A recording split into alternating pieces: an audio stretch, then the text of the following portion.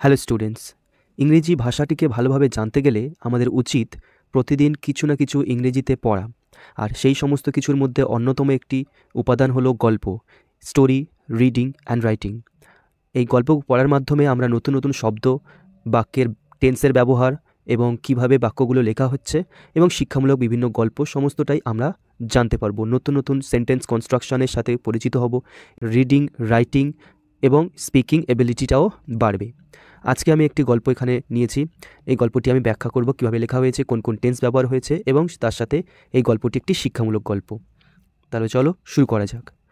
গল্পের নাম হচ্ছে সাইকেল অফ ইভিল, অর্থাৎ খারাপ কিছুর চক্র। ইভিল মানে খারাপ, অফ মানে এর, খারাপ এর, সাইকেল মানে পুনরাবৃত্তি, চক্র মানে এটা হচ্ছে গল্পের একটা ছোট্ট টাইটেল কিন্তু খুব symbolic. Once there was a king who was so cruel and unjust that the people in his kingdom yearned for his death or dethroning him. অনেক বড় বাক্য, আমি ছোট ছোট করে মানগুলো বলছি।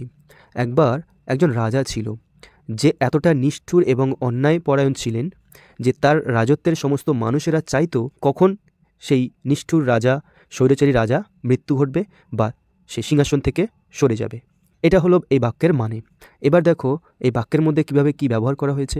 সাধারণত গল্প লেখার ক্ষেত্রে অতীতকালের কোনো ঘটনাকেই আমরা বলি, তো এক্ষেত্রে আমরা যারা গল্প লিখব এইভাবে শুরু করতে পারি। ওয়ান্স দেয়ার ওয়াজ, একদা এক সময় সেখানে ছিল।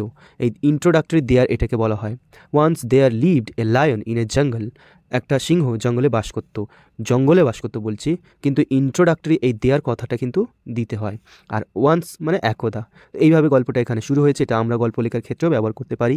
এবার বলছে একজন রাজা ছিল, হু ওয়াজ সো ক্রুয়েল। এখান থেকে ক্লজ দিয়ে বাক্যটাকে জটিল করা শুরু হয়েছে, কনজাংশন দিয়ে যুক্ত হচ্ছে বাক্যটাকে, ইনফরমেশন আরও অ্যাড হচ্ছে কি দিয়ে, কনজাংশন দিয়ে।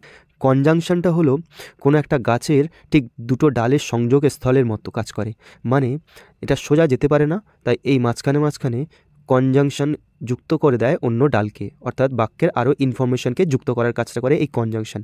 তাহলে এখানে যে হু আছে এই রাজার কথা বলছে, যে কিনা ছিল কি সো ক্রুয়েল, খুব নিষ্ঠুর, অ্যান্ড আনজাস্ট, এবং এই অ্যান্ড দিয়ে আরও একটা কথা যুক্ত করেছে আনজাস্ট।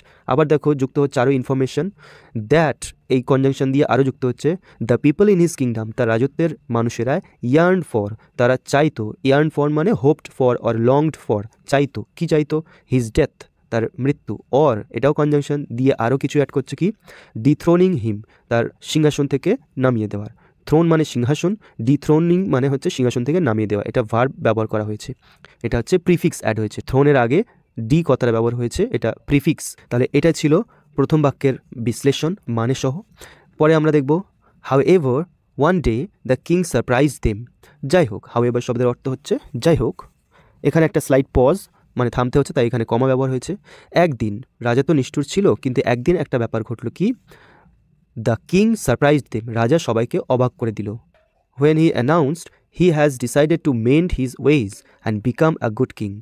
সে যখন ঘোষণা করলো সে সারিয়ে তুলবে, মেন্ড মানে সারিয়ে তোলা বা সংশোধন করে নেওয়া, কি সংশোধন করবে, তার চলাফেরার ধরন, এবং একটা ভালো রাজা হয়ে যাবে। এটা যখন সে ঘোষণা করে দিল যে আমি আমার এই নিষ্ঠুরতা, এই যে খারাপ ব্যবহার, অত্যাচার, এটা সংশোধন করে নেব, মেন্ড মানে সংশোধন করে নেওয়া, এবং একটা ভালো রাজা হয়ে যাব, এটা ঘোষণা যখন সে করলো সবাই অবাক হয়ে গেল। এবং সে কি বলল, নাও এখন, নো মোর ক্রুয়েলটি আর কোনো নিষ্ঠুরতা নয়, নো মোর ইনজাস্টিস আর কোনো অন্যায়ও নয়, হি প্রমিসড সে প্রতিজ্ঞা করল। গল্পের মধ্যে গল্পের কোনো ক্যারেক্টার বা চরিত্র তার মুখের কোনো কথা ডিরেক্টলি যদি আমরা বলি, সেটা ইনভার্টেড কমার মধ্যে রাখতে হবে। এখানে রাজা যে কথাটা বলেছে ডিরেক্টলি লিখেছে, তাই উইদিন ডাবল ইনভার্টেড কমা বা কোটেশনের মধ্যে রাখা আছে। The king was as good as his word, রাজা ততটাই ভালো ছিল যতটা তার কথাটা, অর্থাৎ রাজা যে কথাটা দিয়েছিল সেই কথাটা ঠিক রেখেছিল। ওয়ার্ড মানে এখানে তার promise. He was now known as a gentle monarch, সে এখন খুব ভালো একজন রাজা হিসেবে পরিচিত হয়ে গিয়েছিল। মনার্ক মানে রাজা। Months after his transformation one of his ministers mustered courage and asked him. আর এই সংশোধন হয়ে যাওয়ার কয়েক মাস পর তার মন্ত্রীগুলোর মধ্যে একজন মন্ত্রী সাহস জড়ো করে জিজ্ঞাসা করে ফেলল। এই মাস্টার্ড শব্দের অর্থ হচ্ছে এখানে টু কালেক্ট, টু গ্যাদার, অর্থাৎ জড়ো করা। এখানে সে কি জড়ো করেছিল, সাহস জুগিয়েছিল, সাহসটা জড়ো করেছিল। কারেজ মানে সাহস, এবং এখানে অ্যান্ড কনজাংশন দিয়ে আরও কিছু অ্যাড করেছে কি অ্যান্ড আক্স, সাহস জড়ো করেছিল, এবং আরও একটা কাজ করেছিল, সেটা হচ্ছে কি রাজাকে জিজ্ঞাসা করেছিল। কি জিজ্ঞাসা করেছিল? What had ব্রট about this change in him, বলল আপনার মধ্যে এত পরিবর্তন কিভাবে আসলো, কে এই পরিবর্তন আনলো। হোয়াট হ্যাড, যে কথাটা সে বলেছিল ডিরেক্টলি এখানে বলা রয়েছে, তাই আবারও সেই ইনভার্টেড কমার মধ্যে তার বক্তব্যটা লেখা আছে। ব্রিং অ্যাবাউট মানে ঘটানো, এটা ফ্রেজাল ভার্ব, আর ব্রট অ্যাবাউট এর past tense. And the king answer, রাজা এই প্রশ্নের উত্তর দিল, ওয়ান ডে, একদিন, I was galloping on horse's back, আমি একটা ঘোড়ার পিঠে খুব দ্রুত যাচ্ছিলাম। গ্যালোপিং মানে দ্রুত যাওয়া, ছোটা, আর হর্সেস ব্যাক, ব্যাক মানে এখানে ঘোড়ার পিঠ, তার উপরে বসে। এই অন এখানে প্রিপোজিশন, কোনো কিছুর উপরে টাচ করে থাকলে অন প্রিপোজিশন বসে, ঘোড়াটির পিঠে টাচ করে তিনি বসে যাচ্ছিলেন, তো on his back, on horse's back. এই হর্সেস অ্যাপোস্ট্রফি এস আছে, অর্থাৎ এর মানে হচ্ছে ঘোড়াটির, ঘোড়াটি এর বোঝাতে গেলে অ্যাপোস্ট্রফি এস ব্যবহার হয়। যেমন সচিনস ব্যাট, সচিন এর ব্যাট। থ্রু দ্য ফরেস্ট, জঙ্গলের মধ্য দিয়ে সে ঘোড়ার পিঠে করে যাচ্ছিল। থ্রু মানে হচ্ছে কোনো কিছুর মধ্য দিয়ে, জঙ্গলের মধ্য দিয়ে তিনি এগিয়ে যাচ্ছিলেন ঘোড়ার পিঠে। থ্রু একটা প্রিপোজিশন, এর মানে হচ্ছে কোনো কিছুর মাধ্যম দিয়ে যাওয়া। তো জঙ্গলের মধ্যে দিয়ে ঘোড়ার পিঠে তিনি যাচ্ছিলেন। When I saw that a hound was chasing a fox, আমি দেখলাম, রাজা কি দেখলেন, যে একটা হাউন্ড মানে শিকারী কুকুর, সে একটা ফক্স বা শিয়ালকে তাড়া করছিল। ওয়াজ চেজিং, পাস্ট কন্টিনিউয়াস টেন্স ব্যবহার রয়েছে। Past tense, past continuous tense এইসব টেন্সেই বেশিরভাগ ক্ষেত্রে গল্পের সেন্টেন্সগুলো হয়। আর বাক্যের মধ্যে যদি কোনো স্পিচ বা ক্যারেক্টারের কথা থাকে তাহলে সেটা প্রেজেন্ট টেন্সে লেখা যায়। The fox escaped into its hole, যে শিয়ালটিকে তাড়া করছিল সে পালিয়ে গেল কোথায়, একটা গর্তের মধ্যে। কোনো কিছুর মধ্যে প্রবেশ করা যদি বোঝায়, গতি আছে এমন যদি থাকে, মোশন আছে চলন্ত অবস্থায়, কোনো কিছুর ভেতরে যদি গিয়ে ঢোকে তাহলে সেক্ষেত্রে ইনটু প্রিপোজিশনটা বসে। যেমন হি কেম ইনটু দ্য রুম, সে রুমের মধ্যে এসেছিল। তো এখানে সেই শিয়ালটি পালিয়ে গেল, এসকেপ্ট মানে পালিয়ে গেল কোথায়, একটা গর্তের মধ্যে। ইটস হোল, এই ITS ইটস শব্দের অর্থ হচ্ছে এর, আর IT'এস মানে হচ্ছে এটি হয়, ইট ইজ। তো এর গর্তের মধ্যে চলে গেল। But before that the hound had bitten its leg and lamed it for life, কিন্তু সে গর্তের মধ্যে পালিয়ে যাওয়ার আগে কি হলো, তার পা এমনভাবে কামড়েছে তাকে সারা জীবনের জন্য খোঁড়া করে দিল। এখানে লেম মানে খোঁড়া হয়, কিন্তু এখানে লেমড মানে খোঁড়া করে দিয়েছিল, এটা ভার্ব হিসেবে ব্যবহার হয়েছে, সেকেন্ড ফর্ম। আর ইট ফর লাইফ মানে এটাকে জীবনের জন্য, সারা জীবনের জন্য। ফর লেটার, পরে, I was going through a village, এরপর কোনো অন্য একটা দিনে তিনি আবার কোথা থেকে যাচ্ছিলেন, একটা গ্রামের মধ্য দিয়ে। অ্যান্ড স দিয়ার দ্য সেম হাউন্ড, সেখানে আমি সেই একই শিকারী কুকুরটাকে দেখেছিলাম। ইট ওয়াজ বার্কিং, তখন সে চিৎকার করছিল। এই কুকুরের ডাককে বলা হয় বার্ক। তো এটা চিৎকার করছিল অ্যাট এ ম্যান, একটা মানুষের দিকে তাকিয়ে। That man picked up a huge stone, এবার সেই লোকটি কী করলো, একটা বড় পাথর তুললো।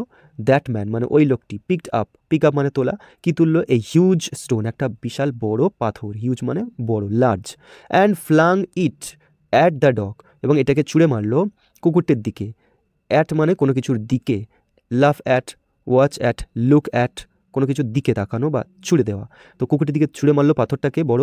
অ্যান্ড ব্রোক ইটস লেগ, এবং সে তার পাটা ভেঙে দিল। ব্রেক মানে ভাঙা, ব্রোক মানে ভেঙে দিয়েছিল, এটা পাস্ট টেন্স আছে। That man had not gone far when he was kicked by a horse, ওই লোকটা কুকুরটিকে মেরে চলে যাওয়ার পর বেশি দূরে যায়নি, ততক্ষণে একটা ঘোড়া তাকে মারল একটা লাথি।